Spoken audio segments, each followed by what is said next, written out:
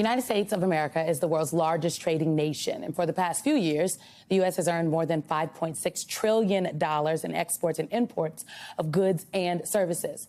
The Office of the United States Trade Representative has the responsibility of developing, coordinating, and negotiating international trade between the United States and other countries. The president nominates a trade representative to carry out the American trade policy, resolve disagreements, and also frame issues for presidential decisions. Ambassador Katherine Tai was sworn in as the 19th U.S. Trade Representative on March 18, 2021.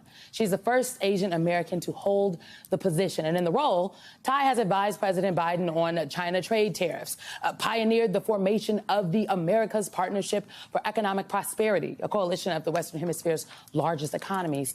She's also led the administration's trade negotiations surrounding the COVID pandemic and Russia's invasion of Ukraine. Ambassador Tai joins us right now here on set. Madam Ambassador, thank you for being here. It's always so great to see you. Can we just start with the United States relationship with China? Because oftentimes we hear that the administration's posture here is competition, not conflict. We heard it a lot with the balloon gate, if you will. It came up again this week, obviously, with travels, the president's travels. What exactly does that mean? Can you break that down for folks at home? I'd love to. Simone, thank you so much for having me, and it's great to see you. Let's start with one of the biggest and most important aspects of our posture in the global economy, and that is our relationship with the second largest economy in the world, China. Of course, we are the largest economy, so how we relate to each other is profoundly consequential, not just for each of us and our workers and our businesses, but for the entire world.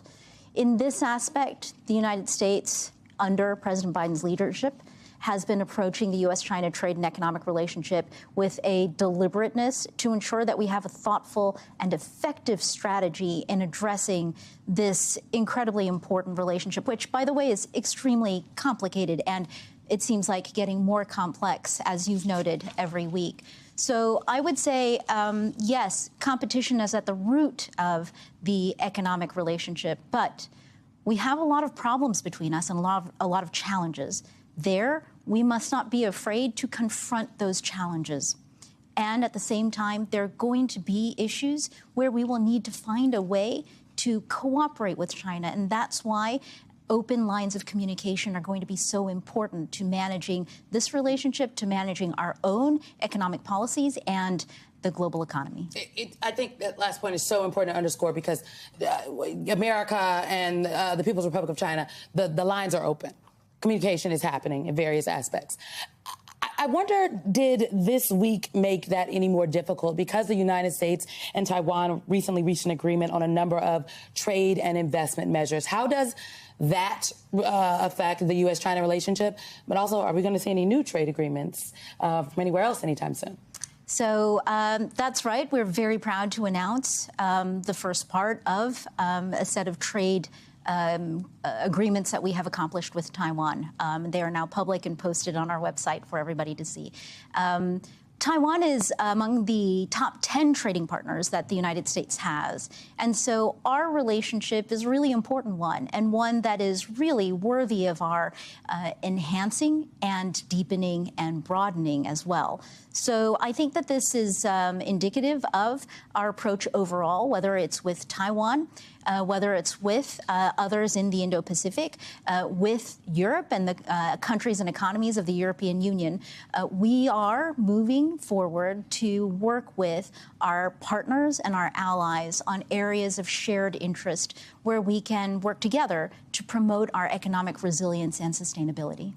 You know, Ambassador Tai, I wanted to lay out in the open what the U.S. Trade Representative actually does, because you are a bad lady, okay? You are bad in a good way, as the streets would say. And I was really struck by an exchange that you had with a member of Congress when you were doing your duty going before Congress to, you know, update Congress on what was happening at a hearing. And Republican Representative Greg Murphy said that he thought you were too nice for the job. I want to play this for folks at home. I don't know you very well. You come very, very highly spoken of from members who worked with you previously.